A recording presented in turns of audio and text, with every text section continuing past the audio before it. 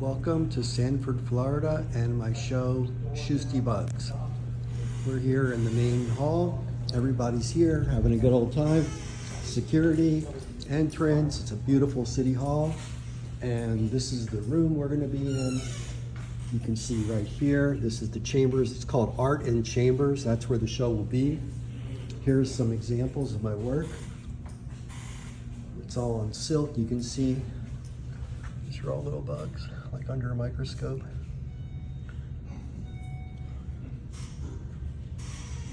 Lots of variety, a lot of fun. Here's another one. Make a great pattern. And another, also a great pattern. You can notice here on the back, color shift to purple from yellow. And then look at that. What's this? It's a backlit poster of the uncommon fly. This piece cracks me up. Look at the transparencies, all those lines. All of this is hand drawn. The uncommon fly. Here's the title.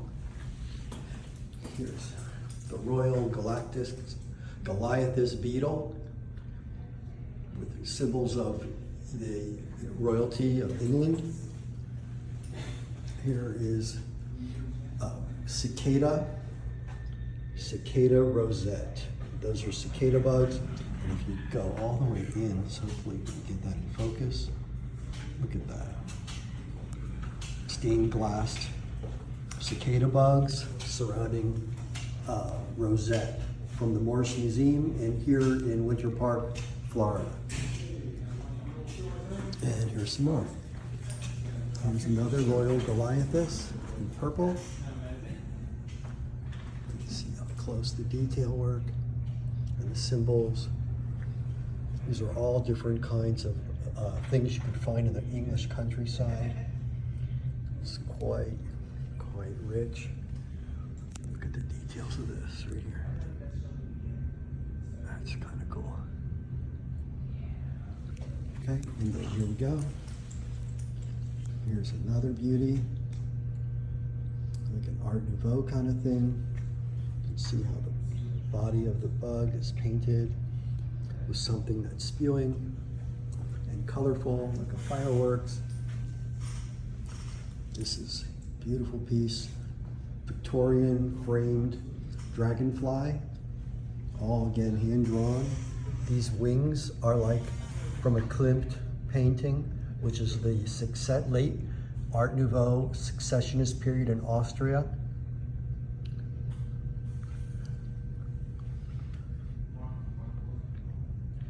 Victorian art is really thrilling up close. To connect those corners, to make these pieces work together, just top to top, top to bottom and side to side, that takes a lot of craftsmanship.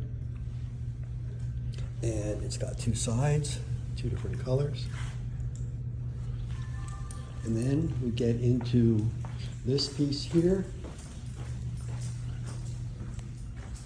This is the fly, again, holding flowers in a contrite position. The fly with wings only lives for 30 days, so you can imagine its whole mission is to mate, and these flowers are a little comment on that. If we go now into the main room, you can see the flag, you can see this incredible building and this incredible room. This is the chamber, and let's take a walk into the chamber. This is where you would come if you wanted to speak to the commissioners. The commissioners would all be sitting around these chairs here, and now they have something kind of interesting behind them, which is Shoosty bugs. And here you go. This is the Goliathus beetle, and it's integrated into a CPU, and it's a whole story about bugs being positive instead of negative, and that's a whole nother story to read. Here is The uncommon fly again as a silk piece. This is 2 different colors on each side. I'm not going to walk behind the commissioner's chairs with the gavel. The gavel actually adds a lot of character to this place. Here we go. This is a Shakespearean beetle. It looks like a window, and the beetle's totally integrated with the window. And I learned that there are insects mentioned in Shakespeare's writing. Here's the city of Sanford flag with their famous clock, and the state of Florida flag, the United States flag, all banners. And my artwork is also all banners. And the reason why it's banners is because there's a lot of work and I want to keep making work.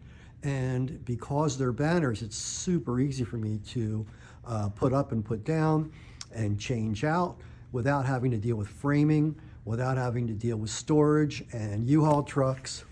Here's a longhorn beetle up close. You see how cool that is? That round horns were the echo of the whole piece, which is where it came from. Again, it's all hand drawn. Here's another Victorian frame with what I call a cardinal beetle in it. It's got an asymmetrical Art Nouveau image in the center. Hopefully it's in focus. You can see it good. And then here, this is called Primitive. And this is got an African theme. These are water bugs. They actually have that antenna hair on their face or on their heads. And when I did the research, I looked into this pattern. This pattern would be considered primitive to European standards or Western European standards. And it is not primitive at all. It is African. And I want to make this very clear. African art, come on, let's get that in focus. African art is not primitive, but rather expressive, symbolic, and functional. It reflects the values, beliefs, and histories of various African societies and people. Here's another piece. This is a blue pattern. Be really great on some clothing or fabric. With the blue overall tone. Here is what it's called a lace bug. Looks kind of like a rhinoceros. These little gadgets, these little critters are 1/8 of an inch long, and they can do a lot of damage to a particular tree. They are, through evolution, only exist on a particular tree. Each different species of the lace bug is assigned to a different tree. And they have this diaphanous kind of wing structure. It's transparent and it's quite beautiful the way it's set up here. This certainly is not a bug when you see it as a piece of silk. And again, it also has 2 sides. And this one here is platinum, kind of a silvery color, and the front is charcoal. And this one is, I call it cuckoo wasp. It's a wasp with Art Nouveau wings with this highly detailed abdomen pattern. You can see again, all hand drawn. Here's the uncommon fly with extra wings, some insect parts into a pattern to make a nice little frame, some ladybugs. And this one has a really distinctive difference. Look at that. It's gold on one side and silver or platinum on the other side. This would make an incredible piece of clothing, which is what my intention is. Here are the 2 colors you can see. And if we go around the room a little bit, we can see here the show poster, which at the end of this video, I'll post the notes so you can read the poster. And there is what I call American hard case. It's Americana, patriotic. It has no political affiliation. It is strictly a statement on the strength of America. It looks like a fleet of spaceships or alien spaceships. They're quite beautiful and quite detailed. And then we have some more. Here's some more art. I'm going to walk over there so you can see it. Remember, this is a big space. You can imagine all the people here enjoying their city government and looking at the art. This was made for the show. This is called koi and water bugs, and the koi fish are in the center, and there's water bugs on the sides. There's some dragonflies. It's a little bit light, so the photograph or video may not be able to show you very well what's going on, but it's got like an up-down pattern, almost like Japanese or Chinese writing, and it looks very contemplative. And I did mention it was made for the show. When I did the proposal, they asked me to do a couple of pieces that were a little softer in color, like more pastels. And here is something not that. This is a steampunk bumblebee on a hive with some other bumblebees. Up close you can see the detail of this. It's really sharp. The printing is incredible. The workmanship, again, this is all hand drawn. You can see there the twill pattern in the cloth itself. That line work, that's called twill. There's two main types of silk. There's twill, there's satin. There's some others, but those are the two. All of these pieces are twill. That's called steampunk bumblebee. This one I call the show piece of the show. This is called the Megascolia of Mariupol. A Megascolia is the largest wasp in Europe. It's otherwise known as a mammoth wasp. And I added a little quote here from Alexander McQueen. There comes a time in life when you focus solely on what you believe is right, regardless of what everybody else is doing. Alexander McQueen is a famous fashion designer. He's no longer with us. But the reason why this is special to me is these patterns. These are Ukrainian patterns. This is the pattern itself. This is the pattern applied to the insect. And I obviously came up with this color scheme. And this insect was discovered recently by a friend of mine who used to live in a place called Mariupol, which, if you remember from your recent history, was conquered and destroyed by the Russians. And he used to live there, and he found that bug and sent me a picture of it. And I found online, something a little more laid out for me, and went ahead with this concept. And you can see the back is a whole different color scheme. This has got like an orangey color to it on the back. There's 3 different versions of this. But the wasp, the importance of the wasp is, let me just read here. It's a symbol of resilience and courage. It's the perfect icon for the Ukrainian people who have faced war and oppression. So I made it to honor the Ukrainian soldiers. And next one is another Victorian frame, the same frame, frankly, but this one's got a violin mantis. So it's like a praying mantis in the shape of a violin. There actually is a violin mantis in real life. It's actually called that. Again, it's got 2 different colors, front and back. And here is from my sketchbook in cursive, thoughts on the violin mantis and what it is. And then here's the actual show label.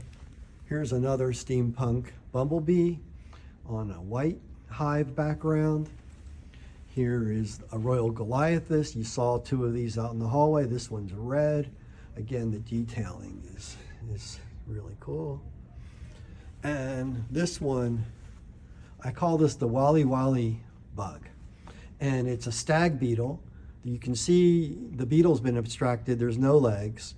And you can see I added all these flourishes to it. And these kind of circles look like water droplets. So this is, again, something contemplative, something to relax by looking at. And in the show notes, I came up with this beautiful thing here. And I learned about this stag beetle, which is the actual beetle this is from. This one was done by Albert Dürer in 1505. And I went ahead and I compared the two artists to see, you know, what the differences and the similarities. And the overall concept is that we both use nature to find the beauty in nature. And there's certainly many differences other than that. And I've spelled them out for you in the book. And that'll be in the notes of this video. This little table I brought with me has the book to sign in for emails, and is surrounded by all my books. Every one of my books is here. My mom, Dorothy, my dad, Who's Who in American Art. I'm in all those books. There's a bunch of business cards. This is my catalogue raison. That means the complete collection of my work. This is a remarkable feat for any artist. And I always like to point out this one book right here, this one here, because if you look at this, this is the first book, and we go past the denial of death and see little me when I was growing up. We start with the first pieces I've ever made, which is my crayon drawings. And as silly as they are, and as silly as we were as kids, it means a lot because it shows you just how far back these books go. You know, and it changes, and so you can see the whole progression of an artist as they change. And up until the year 2022, and you can see how thick this book is. Last year, here's a pretty one. Last year I did 180 pages, and you know, there's a lot of art in here. And it's not all bugs, it's all kinds of different subject matters, from music to landscapes to bugs. Those are my main themes, but there's others too, because I like to just shift things around. Anyhow, I also brought the book of all the show notes, which is all those labels that we were looking at that are around all the rooms, around the room next to each of the paintings. And this is what I'm going to give you all access to in the show notes of this video. Here's the final few pieces. This one is called Stamped Bag. And the idea here, it's very soft. The idea here is to consider this to be in Asia, because this is Asian symbols, and it has like a stamp on it that was not placed as art, just placed as kind of indicia, as some kind of recognizable symbol of the product within or the company selling it, and then how this goes along with the package when it arrives wherever it arrives in trade. And so the artwork goes along with the trade, and somehow that artwork can be inspiration for other artists in various parts of the world. This is the Art Deco beetle, and if you look carefully at this symbol, you have to look super carefully at it. It is actually a coffee bush, and it came from an old can we found with this pattern on it, and I converted it into this this video here, or actually into this silk painting. Again, double-sided, so it's blue on one side, red on the other. So if you wore this, you can get either color going. Here is, it's called Halomorpha Haley's pin. And this is an idea for a gold pin or silver pin with perhaps a turquoise insert. And again, silk. And the funny thing about this is it has a scientific name, because the actual name of this very beautiful bug is stink bug. And I don't think that's a very good marketing name. But you can see how it has diamonds.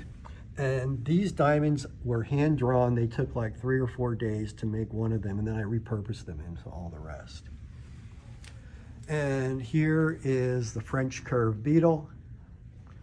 And again, it's important to note hand drawn. All these French curves were hand done. And they're symmetrical. They're integrated with the bug carapace, which is that hard shell on the bug. And there it is, the French curve beetle. And if you look at the back, you can see, whoops, you can see different colors. Here's red, here's purple, and it's just a little piece of fabric, but it would make a wonderful piece of clothing. Anyhow, let me show you me so you can get the full picture. How do I convert the camera back to me? I have no clue. I'm gonna have to stop and make another video, looks like.